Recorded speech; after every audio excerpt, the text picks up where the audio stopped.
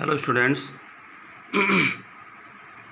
आज हम शुरू करते हैं हमारा next chapter number 6, new economic policy 1991 में बनी नई आर्थिक नीति न्यू इकोनॉमिक पॉलिसी। देखिए, ये पॉलिसी बहुत इम्पोर्टेंट है हमारे कंट्री के, अगर हम हिसाब से देखा जाए, क्योंकि इससे पहले जो हमारा जितना भी ट्रेड था, जो हमारी इकोनॉमिक एक्टिविटी थी, वो पुरानी पॉलिसी के तहत चल रही थी, जिसमें हमें बहुत ज़्यादा नुकसान हो रहा था। उसमें कई बाउंडेशन भी थी, जैसा कि मैंने आपको फॉरेन ट्रेड चैप्टर में पढ़ाया कि 91 से पहले जो है हम लोग ज़्यादा ग्लोबलाइज नहीं थे, विदेशों के साथ व्यापार नहीं करते थे, हम लोगों ने प्राइवेट सेक्टर को ज़्यादा बढ़ावा नहीं दिया था, हमने जो है विदेशी कंपनियों को नहीं बुलाया था। तो हमारे सर्टेन बाउंड्रीज़ थी, सर्टेन बाउंडेशंस हमने लगाई हुई थी, जिसकी वजह से जो है हमारे देश की जो इकोनॉमी थी, जो अर्थव्यवस्था थी, वो अच्छे से रन नहीं कर पा रही थी, काफ़ी पिछड़ रही थी।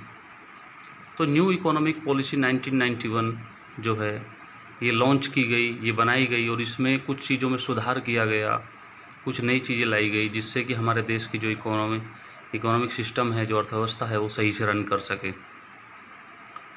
देखिए, न्यू इकोनॉमिक पॉलिसी 1991 के तहत सबसे पहले हम देखते हैं इसको लॉन्च किन्होंने किया। Prime minister PV Narasimha Rao along with the finance minister doctor Manmohan Singh introduce the new economic policy 1991। उस समय तत्कालीन जो प्रधानमंत्री थे वो थे पीवी नरसिम्हा राव, और उस टाइम पर सरकार में जो फाइनेंस मिनिस्टर थे वो थे डॉक्टर मनमोहन सिंह। डॉक्टर मनमोहन सिंह ने इस नीति को जो है बनाया, और पीवी नरसिम्हा राव के नेतृत्व में इसको जो है लॉन्च किया गया, इसको इंट्रोड्यूस किया गया। 1991 में इस पॉलिसी को बनाया गया। देखिए, इस पॉलिसी में measures of new economic policies में कौन से इम्पोर्टेंट पहलू थे जो बेसिकली जिनके ऊपर बेस्ड थी ये पॉलिसी, हम इस चीज़ को चलिए समझते हैं। अब सबसे पहला हमारा आता है स्टेबलाइजेशन मेजर्स। स्टेबलाइजेशन मेजर्स, इसमें है हमारा short term policy which am correcting the deficit in balance and control the inflation. देखिए, इसको स्टेबलाइजेशन मेजर्स को पढ़ने से पहले हमें दो चीज़ें समझनी होगी। पहला तो डेफिसिट, व्हाट इज़ डेफिसिट, और व्हाट इज़ इन्फ्लेशन। देखिए, डेफिसिट को बोलते हैं बेटे घाटा, यानी जब हमें नुकसान हो, जब हमें घाटा होने लगे, तो उस चीज़ को हम डेफिसिट बोलते हैं। स्टेबलाइजेशन मेजर्स में जो है हमें सबसे पहले ये चीज़ का ध्यान रखना था कि जो हमें विदेशों से व्यापार करने में जो घाटा हो रहा था, जो नुकसान हो रहा था, हमें उसकी भरपाई करनी थी। नुकसान कैसे हो रहा था, आप देख सकते हो कि हमारे यहाँ इंपोर्ट ज़्यादा था, हम एक्सपोर्ट बहुत कम करते थे। विदेशी सामान हम ज़्यादा खरीदते थे और हम बेचते सामान बहुत ही कम बेच पा रहे थे विदेशों में, जिसकी वजह से हम बहुत ज़्यादा डेफिसिट, बहुत ज़्यादा घाटे में हमारी अर्थव्यवस्था चल रही थी। तो एक तो हमें उसे स्टेबलाइज करना था, उसको स्टेबल करना था, उसको स्थिर करना था, मजबूत करना था उसको। और दूसरा कंट्रोल द इन्फ्लेशन। इन्फ्लेशन होता है मुद्रास्फीति। मुद्रास्फीति यानी पैसे के मूल्य में गिरावट। जो मनी थी, जो हमारा रुपया था, उसके जो वैल्यू थी वो बहुत ही कम होती चली जाती थी, और कई बार हम मंदी का शिकार होते थे, जिसकी वजह से हमारे देश की पूरी अर्थव्यवस्था जो है वो लगभग बर्बाद होने लगती थी।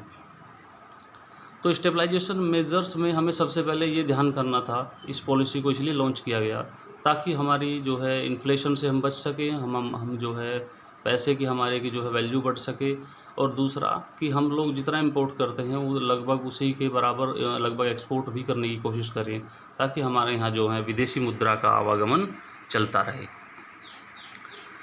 तो स्टेबलाइजेशन मेजर्स में हमें शॉर्ट टर्म पॉलिसी बनाई गई, ताकि जिससे कि हम लोग जो है इसमें जो है इन चीज़ों को इम्प्रूव कर सकें। नेक्स्ट है structural reforms measures. Structural reform measures एक संस्थागत तरीके से सुधार करना। स्ट्रक्चरल रिफॉर्म मेजर्स है कि एक तरीके से सुधार करना। इसमें हमने क्या था, एक long term measures aims at improving the efficiency of economy. ये लॉन्ग टर्म मेजर्स था, और जिसका मुख्य उद्देश्य था improving the efficiency of economy. Economy की जो एफिशिएंसी थी यानी जो उसकी क्षमता थी उसको इम्प्रूव करना, ठीक है। जो जितना वो कर सकती थी हमारी इकोनॉमी, उसकी एफिशिएंसी को, उसकी कार्य क्षमता को बढ़ाना। यानी हमारे यहाँ काफ़ी ज़्यादा अपॉर्चुनिटीज़ थी, बस क्या था कि एक कुछ नई चीज़ें लेकर के आनी थी, कुछ व्यवस्था नहीं करनी थी। बाकी हमारे देश में जो है काफ़ी कुछ हमारी इकोनॉमी में सुधार हो सकता था, और वही किया हमने न्यू इकोनॉमिक पॉलिसी ला करके। तो स्ट्रक्चरल रिफॉर्म मेजर्स में लॉन्ग टर्म मेजर्स था, ये एक लंबे टाइम के लिए प्लानिंग बनाई गई, aims at improving the efficiency of economy, ताकि हमारी अर्थव्यवस्था की जो कार्य क्षमता है उसमें सुधार हो सके, and increasing the international competitiveness. और अंतर्राष्ट्रीय स्तर पर जो है हमारा जो कंपटीशन था, यानी जब हम एक्सपोर्ट करने लगेंगे, जब हमारे देश की वस्तुएं भी बाहर बिकने लगेंगी, बाहर जाने लगेंगी, और विदेशी वस्तुओं को, विदेशी कंपनियों को हम यहाँ पे बुलाएंगे, तो हमारा अंतर्राष्ट्रीय स्तर पर जो है कंपटीशन भी शुरू हो जाएगा। तो उसमें भी बढ़ाना था हमें अपने आप को। तो ये थे हमारे स्ट्रक्चरल रिफॉर्म मेजर्स। चलिए अब बात करते हैं NEP एलिमेंट्स। NEP यानी न्यू इकोनॉमिक पॉलिसी के एलिमेंट्स कौन कौन से तत्व थे। बेसिकली सबसे इम्पोर्टेंट है ये चीज़ें जो मैं अब आपको बताने जा रहा हूँ। NEP एलिमेंट्स यानी न्यू इकोनॉमिक पॉलिसी के कौन से एलिमेंट थे, यानी किन चीज़ों के ऊपर ये पूरी तरीके से डिपेंड करती थी, कौन सी प्रमुख चीज़ें थी न्यू इकोनॉमिक पॉलिसी की।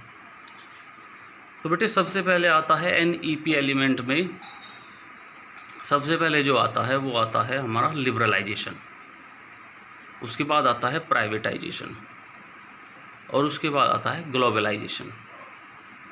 देखिए लिबरलाइजेशन के तहत आप ये समझिए कि लिबरल का मतलब होता है उदार, उदार यानी जो कठोर ना हो, जो लचीला हो, जो सबको साथ लेकर चलने वाला हो, यानी जिसकी नीतियाँ जो हैं, जिसकी पॉलिसी जो हैं वो ज़्यादा हार्ड ना हो।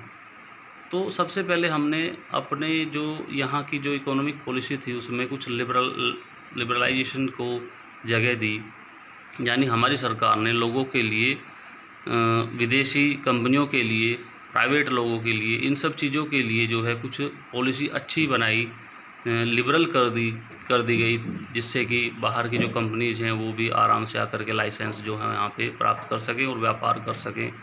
तो सबसे पहले हमने अपनी इकोनॉमी को क्या किया, इस पॉलिसी के तहत लिबरलाइज किया, जिससे कि आसानी से जो है हमारा जो इंटरनेशनल जो रिलेशन है, जो ट्रेड है, या जो विदेशी लोग जो यहाँ पर आकर के अपनी कंपनियाँ लगाएंगे, वो सब चीज़ें, वो थोड़ा सा उनके लिए चीज़ें आसान कर दी गई।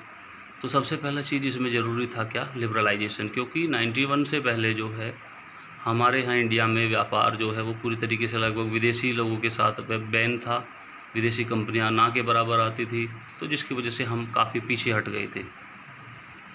सेकंड चीज़ हो गई हमारी प्राइवेटाइजेशन। प्राइवेटाइजेशन जैसा कि मैंने आपको बताया, प्राइवेट ओनरशिप कि 91 से पहले प्राइवेट लोगों की कंपनीज़ बहुत ही कम थी, प्राइवेट ओनरशिप के तहत बहुत ही कम जो है वो कंपनीज़ काम करती थी। तो प्राइवेटाइजेशन आने से पहले ज़्यादातर जो कंपनियां थी वो सरकार के हाथों में थी, सरकारी कंपनियां थी।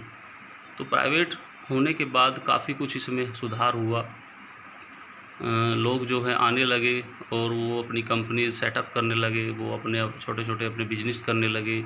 तो छोटी बड़ी कंपनियां अगर बढ़ी तो प्रोडक्ट बढ़े, और उसके साथ ही हमारी इकोनॉमिक ग्रोथ भी होने लगी। तो दूसरी चीज़ NEP न्यू इकोनॉमिक पॉलिसी में क्या किया गया, प्राइवेटाइजेशन को बढ़ावा दिया गया, काफ़ी बढ़िया बात, ये अच्छी रही। नेक्स्ट है ग्लोबलाइजेशन। ग्लोबलाइजेशन बना है ग्लोब से, यानी पूरी पृथ्वी के हिसाब से। देखिए ग्लोबलाइजेशन का मतलब है कि अब से पहले हम लोग ज़्यादा व्यापार नहीं करते थे विदेशों के साथ 91 से पहले, लेकिन 91 में जो पॉलिसी बनी उसमें जो है हमने ग्लोबलाइजेशन पर जोर दिया, यानी हमें वैश्वीकरण कर दिया गया हमने अपनी अर्थव्यवस्था का। अब हम लोग विदेशों में जाकर के वस्तुएं बेच सकते थे, हमारी कंपनीज बाहर लग सकती थी, और विदेशी लोग भी आसानी से आकर के जो है हमारे देश में प्रोडक्शन यूनिट सेटअप कर सकते थे, यहाँ पर जो है कंपनीज लगा सकते थे। तो उनके लिए भी चीज़ें आसान कर दी गई, और इंटरनेशनल लेवल पर जो है चीज़ें सामने आने लगी, कंपटीशन बढ़ने लगा। ये काफ़ी हेल्दी चीज़ें रही देश की तरक्की के लिए, जिसकी वजह से जो है कहीं ना कहीं हमारी GDP भी बढ़ी, हमारी इकोनॉमिक जो ग्रोथ भी बढ़ी। तो ये कुछ प्रमुख एलिमेंट थे NEP के कि जिसकी वजह से काफ़ी कुछ इसमें सुधार आया। जैसे कि लिबरलाइजेशन, प्राइवेटाइजेशन और ग्लोबलाइजेशन। तो उम्मीद है यहाँ तक का पार्ट आपको समझ में आया होगा। अगर इससे रिलेटेड कोई भी डाउट हो तो आप मुझे कमेंट बॉक्स में लिख करके भेज सकते हैं। Thank you.